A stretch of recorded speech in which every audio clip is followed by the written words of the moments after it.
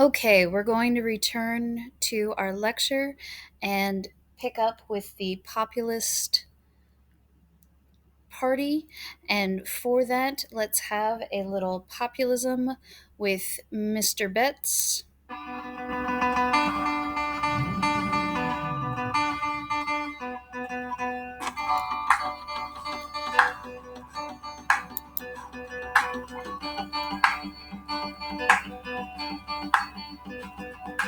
Farmers, late 1800s, taking for a ride. Going broke, middlemen and railroads on all sides. Crop prices fall, and the loans took out are harder to repay. Farmers Alliance would proceed, though they would never quite achieve. They didn't lead to the People's Party needed for the time. If you want the direct election of senators and government ownership of railroads instead of Johnson and the national bank system is high on your list, you would be a populist. You would be a populist if you want to make our work day. Time to relax and think that we need a graduated income tax and think the 3-point silver is a can't miss. You would be a populist. You would be a populist. What's wrong with gold? There was so much less, the truth be told. Silver, though, would allow more money in the fold. Through inflation, debtors could finally pay back what they owed. Creditors won't concede, and the Republicans, they agreed. Blame the Sherman Act for the Depression at the time. If you think taxes should go off as you earn, and senators should not be big by state legislatures, if you want the future amendments before they hit, you would be a populist. You would be a populist if you think William Jennings Bryan fight for your cause and cannot but see it. Meeting in the Wizard of Oz, defending the gold standard is what you insist. You would be a populist. You would be a populist. No price to go. No price to go.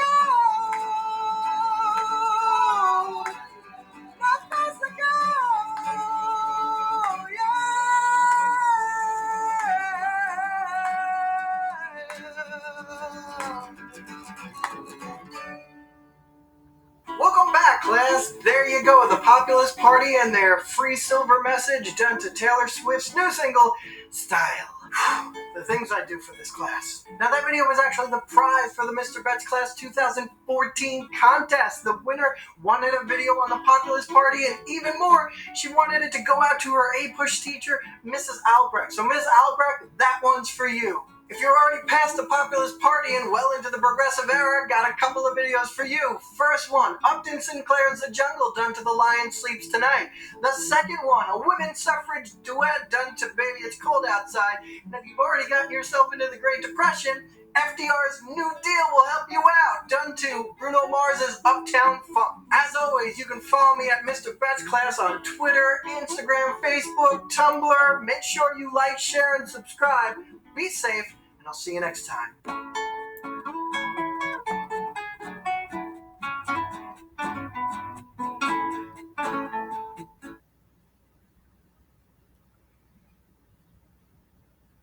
You can easily train yourself to listen faster. All right, so let's return to our lecture notes.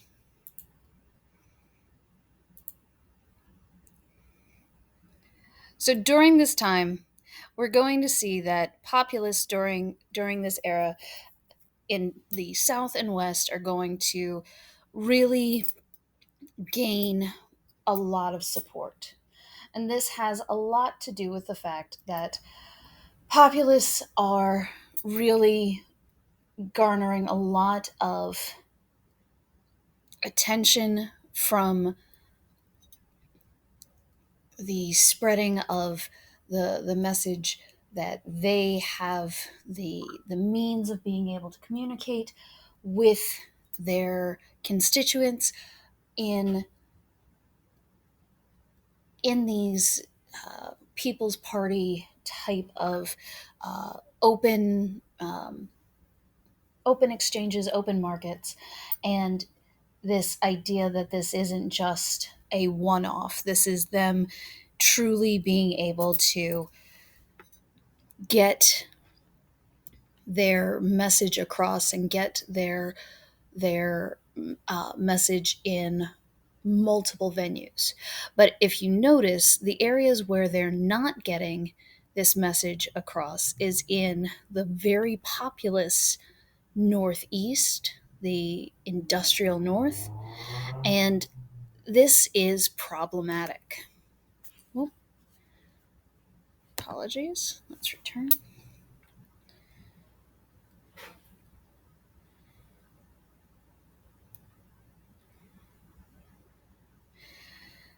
So, why is this not getting across in the Northeast? Well, there is a bit of a problem in trying to get the workers of the Northeast to see themselves as a part of this community.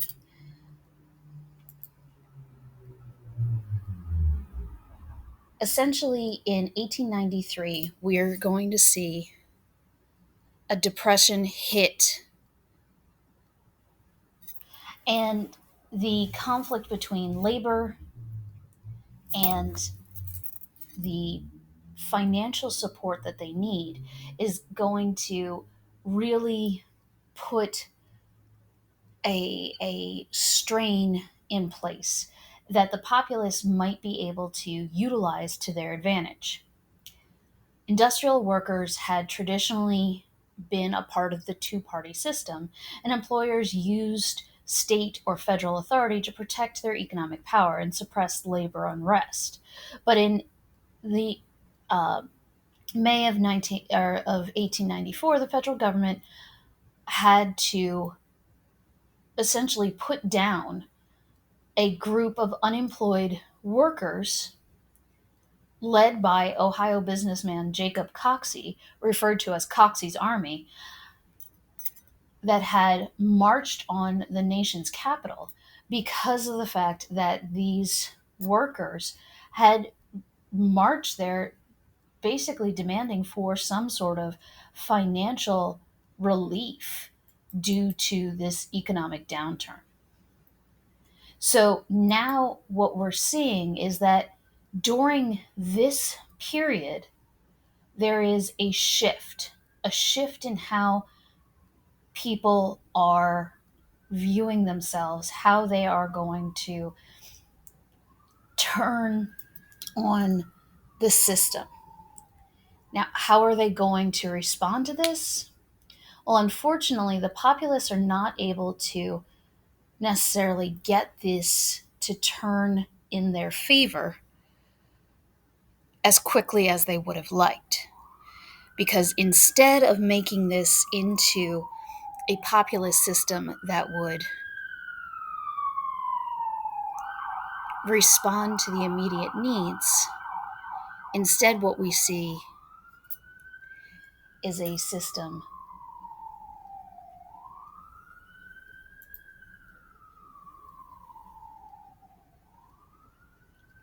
that is going to respond much differently.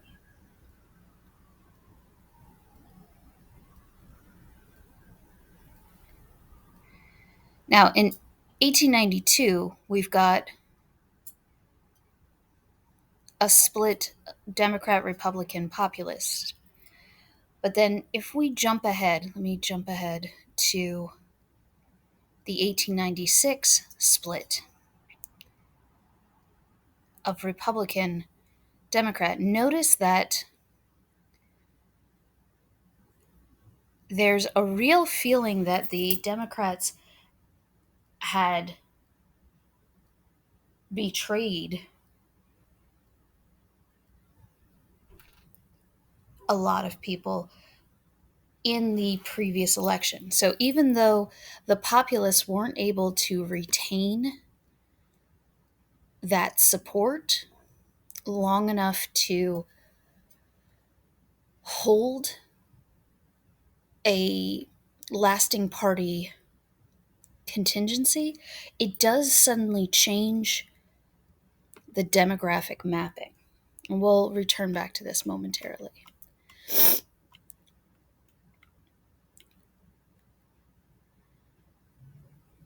So here's Coxey's army that I was referencing here moments ago.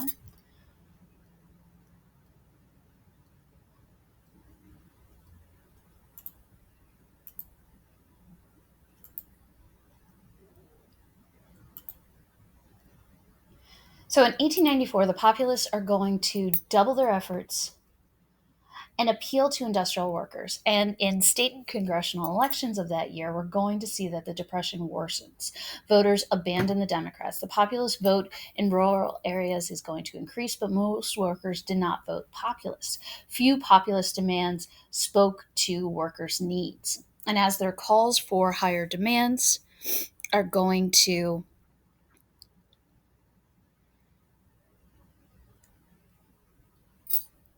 increase, we're going to see that essentially higher agricultural prices and raising food costs, workers are going to essentially see their wages not going as far as they used to. And Protestant revivalist culture is going to alienate the Catholic and immigrant workers. Urban workers instead are going to feel that the Republican Party is going to really speak more to what they see as appropriate responses to what they want. Because the Republicans were talking about higher tariff rates, and that sounded like a better way of reviving the economy. They felt that that would protect American manufacturing, and workers felt like imports from cheap foreign labor would be essentially stopped from competing with their jobs. Republicans gained massive votes in that regard. So in 1896, the Democrats and populists united behind presidential candidate William Jennings Bryan, a young congressman from Nebraska. Bryan had won the Democratic nomination in a speech that captured the fears and hopes of farmers. Bryan called for the free coinage of silver, the unrestricted minting of silver money, and he used biblical imagery to condemn the gold standard in perhaps the most famous lines of political oratory in American history. You shall not press down upon the brow of labor this crown of thorns. You shall not crucify mankind upon a cross of gold. Bryan's demands for free silver was the latest expression of a long-standing view that increasing the amount of currency in circulation would raise the prices of farmers. And it would make it easier for them to pay their debts. Bryan's nomination represented a shift in Democratic leadership away from the elites. Unfortunately, his appeal was highly religious and revivalist and influenced by the social gospel. Republicans argued gold was the only honest currency and that abandoning it would prevent economic recovery by scaring creditors away from making loans.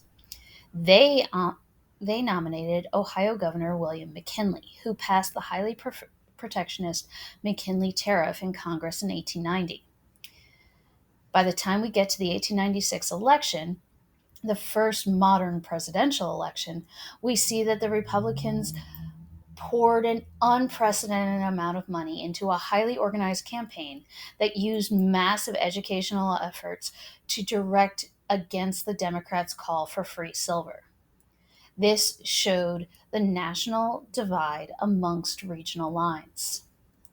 McKinley eventually wins the election amongst the industrialized states in the Northeast and Midwest. Labor conflicts did not produce political results. Party politics seemed to mute class conflict, not reinforce it. Industrial America, from workers to industrialists, voted solidly Republican and continued to do so for years. McKinley's victory shattered the political stalemate of the previous 20 years, launching a period of Republican dominance that would last until the 1930s and marked the height in voter participation, which ever since has been in decline.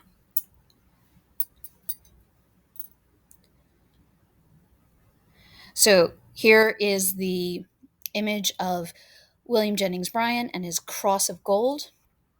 This entire idea of this oppressive reliance upon gold as the standard of purity to pay off one's loans, one's debts. And to give you an idea as to what we're talking about here, when you had to pay off debts for your like your debts to the bank, you had to pay them off with the gold standard. However, when you were being paid for small coinage, in terms of day-to-day bills, you were often paid in silver coins. In order to get enough money to be able to pay off your debts in gold, that meant that you had to have enough money to pay off your debt in gold. So it would be the equivalent of having, let's say, I owe the bank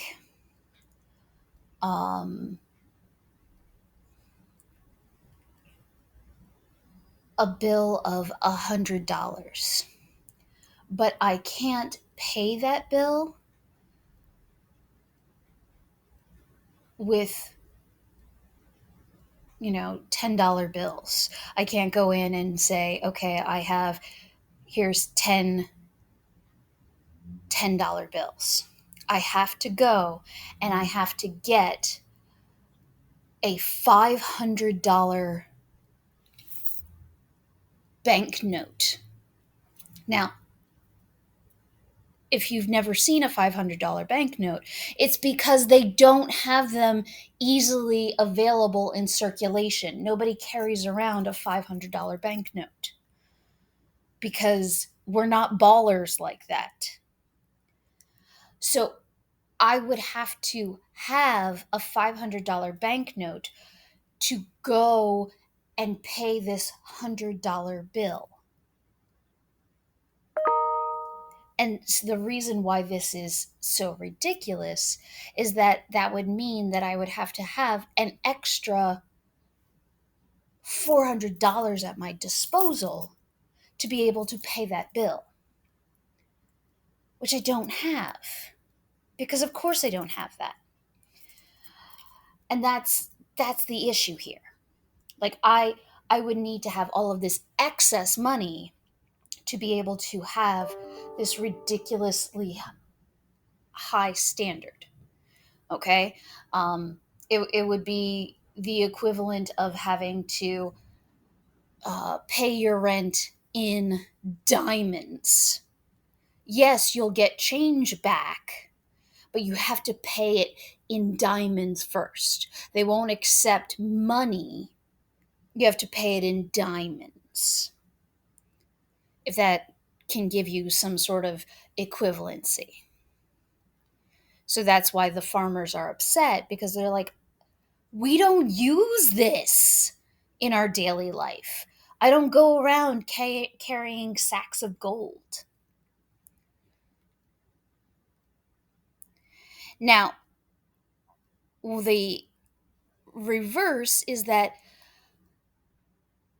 outside of the Republican headquarters, they worked really hard to make sure that people that were trying to get the free coinage of silver equated this with people, uh, nations, uh, uh, cultures that were seen as foreign and outsiders to ours. And because America is wildly racist, the campaign focused on the fact that places that had free coinage of silver were cultures that were seen as quote unquote lesser than the United States. So, hence the reason why this is titled dubious or questionable. So, free silver is something that is very advantageous for Japan. Free silver is an advantage in South America. Free silver is advantageous in China. And of course, it's prosperous for them where they earn 25 cents a day. And it's this, like, basically this portrayal of all of these places that, again, it's definitely portraying them as not as good as the United States and playing up super racist stereotypes. Okay? Because again, it's very, very, very racist. Like, there's no way around this. Super, super racist. So there's our map.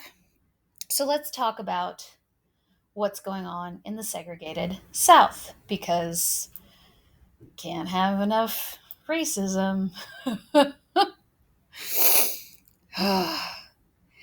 So during this time period, we are going to see that populism's defeat in the South is going to allow for there to be a new racial order in the South.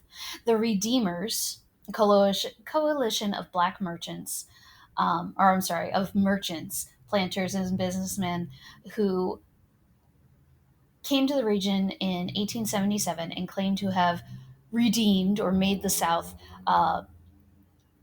better from the corruption and horrors of quote unquote black rule and work to reverse Reconstruction's achievements, are basically there to bring it back to the glory days of the Old South. Um, and they're basically a bunch of bigots that have come back to the Old South to bring it back to its heyday of being just as racist as it was before. They're going to reduce taxes and public spending and cut black public schools as much as they possibly can. This is going to hurt the black communities. They're going to put in place new laws which allowed for the arrest of those without employment and increased punishment for petty crimes. Again, hurting the black community because who are they going to charge with petty crimes? As the South's prison population rose, convicts, mostly poor blacks, were rented out to the railroad, i.e., this is slavery, just so you know. They were rented out to mines, to lumber companies as cheap, involuntary labor at a high profit. Labor unions in the South were essentially given no means of forming because there was a convict labor system. In the 1880s, Atlanta editor Henry Grady relentlessly promoted the dream of a New South in which industrialization and agricultural diversification would deliver prosperity to the region. Planters, merchants, and industrialists prospered. The region as a whole became more impoverished, though. Mining and textiles developed in some areas, but the region's low wages and taxes, combined with convict labor, did not make economic development come to pass. By the time we get to 1900, except for the major iron and steel in Birmingham, Alabama, southern cities had little industry and most still were reliant upon cotton, tobacco, and rice. The South as a whole stayed dependent on the North for the influx of financial support and manufactured goods. So the South can't develop without Northern income, and it's still largely utilizing slave labor, but they're just calling it a new thing. So we have convict laborers.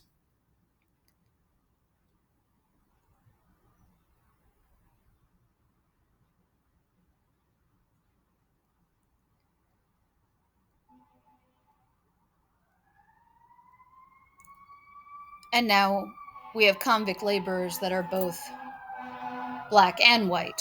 They're just poor. And as this goes on, the segregated South becomes one where the South in general is going to be filled with a life that is wildly disadvantaged. Black farmers, the most disadvantaged rural Southerners, suffered the most from the region's economic condition. In the Upper South, mines, iron mills, and tobacco factories offered some jobs to black workers, and some black farmers owned land. In the Rice Kingdom of coastal South Carolina and Georgia, the plantations went to ruin, and many blacks acquired land and became self sufficient farmers. In most of the Deep South, however, blacks owned a smaller percentage of land by the time we get to 1900. In southern cities, institutions such as schools, churches, businesses, and clubs created by blacks during Reconstruction formed the basis of dynamic black urban communities. But the labor market was racially divided, and black men were excluded from most, if not all, skilled and professional occupations, while black women were limited to wage work such as domestic servants and were excluded from occupations open to white women. Most unions in the South excluded blacks from membership. Blacks trapped at the bottom of an economically stagnant South migrated by the tens of thousands. By the time we get to the 1870s and 1880s, we're going to see that nearly 60,000 African Americans moved to Kansas, seeking political rights, safety, and education, as well as economic opportunities. Its participants called the move the Exodus, named after the biblical account of the Jews' flight from slavery in Egypt. But despite worsening conditions, most blacks had no choice but to stay in the South, while economic expansion took place in the northern cities. Most employers there offered jobs only to white migrants from rural areas and European immigrants, not blacks. Only in World War I did jobs open up for blacks, helping spur a massive movement northward called the Great Migration.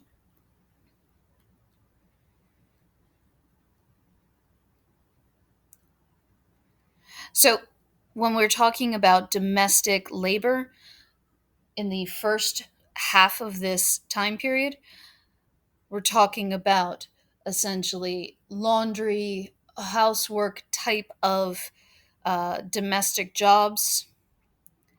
And so, this movement in the late 1800s, early 1900s is going to be essentially a two-phase movement.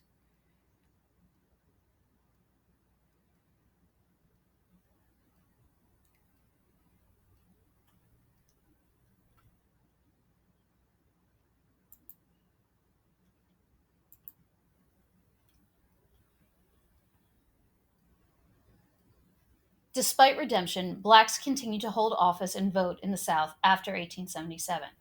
Even while Democrats reconstructed Southern politics to limit blacks' political power and representation, blacks continued to hold office in states and Congress. But black political opportunities diminished in this period. Talented and ambitious black men increasingly avoided politics and entered business, law, or the church. Black women became political leaders, and respectable, quote unquote, middle class black women pressed for women's rights and racial progress through organizations like the National Association of Colored Women. This group formed in 1896. In some states, however, blacks continued to vote and Republicans stayed competitive with the Democrats. However, by the 1890s, populist and Republicans led state governments, such as North Carolina's, started to fall to racial violence and electoral fraud. Between the years of 1890 and 1906, every Southern state enacted laws or constitutional provisions intended to eliminate the black vote. Because the 15th Amendment prohibited the use of race as a qualification for suffrage, Southern lawmakers designed laws that seemed colorblind but were meant to keep blacks from voting. Most popular were the poll tax, a fee citizens must pay to be eligible to vote, literacy tests, a requirement that a voter show an understanding of the state constitution. Although some white leaders presented disenfranchisement as a good government measure that would end fraud and violence in elections, it was a means for ending black participation in politics, and it worked. By 1940, only 3% of adult blacks in the South were registered to vote. Poor and illiterate whites were also disenfranchised by these laws. Disenfranchisement led to a generation of Southern demagogue politicians who mobilized white voters by appealing to their racism. And disenfranchisement could not have occurred without Northern approval. In 1891, the Senate defeated a proposal to protect black voting rights in the South, and the Supreme Court approved disenfranchisement laws. According to the 14th Amendment, any state that deprived its male citizens of the franchise was supposed to lose part of its representation in Congress, but this was not held to apply to blacks. Thus, Southern congressmen had far greater power than their small electorates warranted.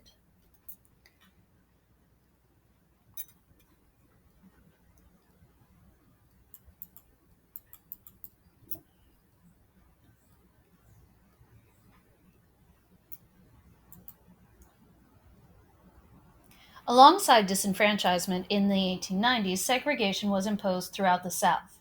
Laws and local customs that required separating the races had existed in the North before the Civil War and during Reconstruction. Southern schools and other institutions had been segregated. In the 1880s, through race and relations in the South were fluid, with some railroads, theaters, and hotels admitting blacks and whites, while others discriminated. In 1883, the Supreme Court invalidated the Civil Rights Act of 1875, which had outlawed racial discrimination by hotels and other public facilities, and held that the 14th Amendment banned unequal treatment by state authorities, not private business. In the landmark 1896 ruling Plessy v. Ferguson, the court approved state laws requiring separate facilities for blacks and whites, arguing that segregated facilities did not discriminate as long as they were separate but equal. States responded to Plessy by passing laws requiring segregation in every part of Southern life, in schools, hospitals, toilets, and cemeteries. Despite the doctrine of separate but equal, facilities for blacks were either inferior or non existent. Segregation was an important part of a system of white supremacy in the South, in which each part, such as disenfranchisement, economic inequality, and inferior education, reinforced the others. Segregation did not so much keep races apart as ensure that whites would have the advantage wherever they did meet. A racial social etiquette developed in which blacks had to give way to whites on sidewalks and could not raise their voices at whites or otherwise be assertive. This included in all means, including not having the right to defend oneself in court, in all matters of legal rights and standings, be it day or night, in the community and outside of the community.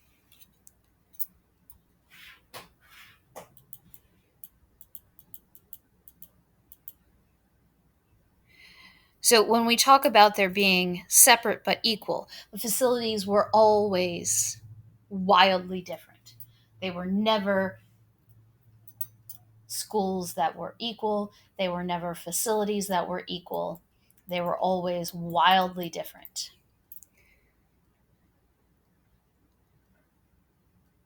So this would be a school for black students compared to a school for white students.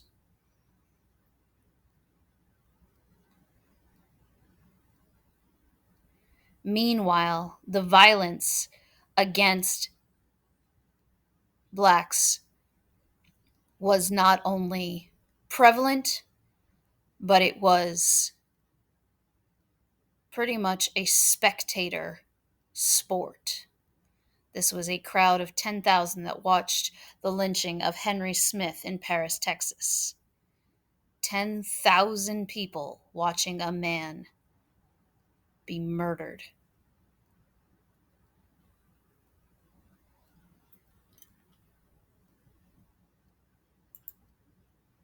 Blacks who challenged white supremacy or refused to accept the indignities of segregation faced political and legal power and immediate violent reprisal. In each year between 1883 and 1905, more than 50 persons, most of them black, were lynched, meaning killed by a mob in the South. Lynching continued well into the 20th century. Some were secret, others were public and promoted by organizers and the media. Lynchings often resulted in atrocities against the victims, and law enforcement rarely prevented lynching or punished lynchers. Many victims were accused of having raped or assaulted white women, an allegation often without any basis in fact. But many white Southerners considered preserving white womanhood a sufficient basis for extrajudicial murder. Lynching is virtually unknown as a phenomenon anywhere else in the world. The reconciliation of the North and South in the 1880s and 1890s came at the cost of widespread hopes for racial equality that had existed during and after the Civil War. In popular literature and at veterans' reunions, the war came to be remembered as a tragic quarrel between brothers in which blacks had played no role, and which had been caused by clashes over states' rights and the preservation of the Union, not slavery, which is a lie. Reconstruction came to be universally seen as a period of black misrule imposed on the South by the North, a view which legitimized disenfranchisement and segregation in the South. So, a general rewriting of history. Southern governments and schools celebrated the lost cause of the Confederacy and condemned the evils of Reconstruction. even as Northern Protestants abandoned the concern for racial justice and turned to sectional reconciliation, Southern churches played a role in keeping the idea of the Old South alive by refusing to reunite with Northern branches. Nationwide, textbooks emphasizing images of happy slaves and black troops fighting in the Civil War was all but forgotten. And at times, when black veterans sought to participate in memorials, they were met with violence from whites.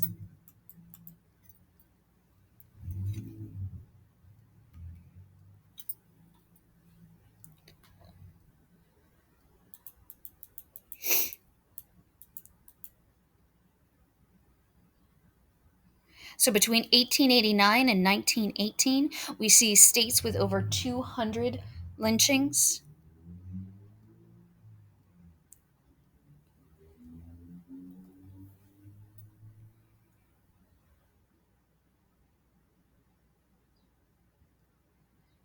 And just the juxtaposition of of Robert E. Lee and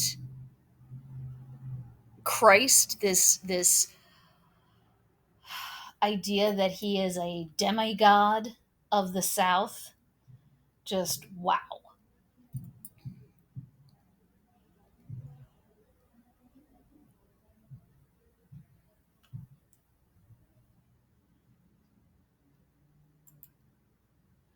So during this period, we're going to see that not only do we have our own inherent racism, but we've got to address new immigrants and new nativism. So, the effective nullification of Reconstruction era laws and amendments and the making of blacks into second class citizens reflected trends across the nation. America seemed to be fracturing along racial and class lines in the late 19th century. One observer noted that the result was a far reaching obsession with redrawing the boundary of freedom by identifying and excluding those unworthy of freedom's blessings. Many Americans seemed to adopt a more exclusive definition of nationhood and national identity. Immigrants were increasingly seen as a threat to Americans' sense of identity and traditions. This was largely due to a change in the sources of immigration to the United States. Despite prolonged depression, 3.5 million immigrants came to the United States in the 1890s, looking for industrial work in the Northeast and Midwest. They came not from Ireland, Germany, or Scandinavia, as had earlier European immigrants, but from nations in southern and eastern Europe, particularly Italy and Russia and Austro Hungarian empires. Oh, they're coming from Eastern Europe. These new immigrants were of distinct quote unquote races whose lower level of civilization was held to explain their acceptance of low paying jobs and their innate criminality. The Immigration Restriction League, founded in Boston in 1894, called for reducing immigration by barring the illiterate from entering the country.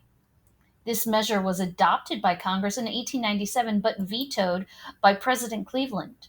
Though most states adopted the secret ballot as a means of disenfranchising immigrants, many of whom did not read English and thus had their ballots cast by party workers. States stopped allowing immigrants to vote before they had become citizens and imposed new residency and literacy requirements. Along with black disenfranchisement in the South, suffrage seemed more and more a privilege, not a right. Although single Chinese men had been welcomed as cheap contract labor in the West, when Chinese families started to migrate in the 1870s, Congress barred women from migrating. In 1883, Congress temporarily excluded all Chinese immigrants from entering the country. This was the first time that race had been used to exclude an entire group of people from entering the United States. And it was made permanent in 1902. When exclusion occurred, more than 100,000 people of Chinese descent lived in America. mostly on the West Coast, and they suffered intense discrimination and occasional mob violence. States like California discriminated against the Chinese in education and other areas. While the Supreme Court upheld the right of Chinese to pursue a living and the citizenship of Chinese born in the United States, the court also affirmed the right of Congress to erect racial restrictions on immigration. The abuse that the Chinese suffered was intense and ridiculous. So, the ideas that we see during this time period, the ideas that people coming to the United States were the dregs of society, that they were lesser because they were not the right kind of immigrants. They were darker. They were the wrong kind of Christian or not Christian at all. How dare they? They were a menace. They were dirty. They were not God fearing enough. The Chinese, in particular, were greatly seen as outside and alien because of the fact that they dressed completely differently. They spoke a language that was completely different from any known language in America, and they tended to stay by themselves. The fact that they were not allowed to come and live as family units made it even harder for them to assimilate to American life.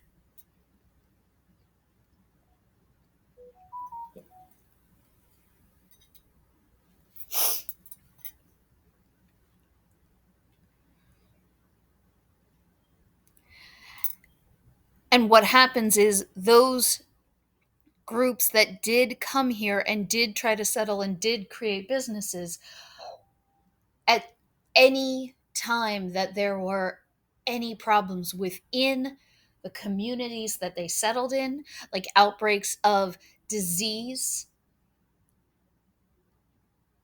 the community immediately blames them for any troubles that do emerge.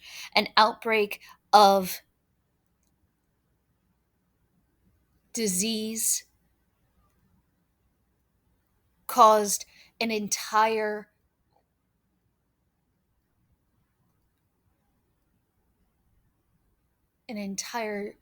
uh, neighborhood that was of Chinese descent to be burned to the ground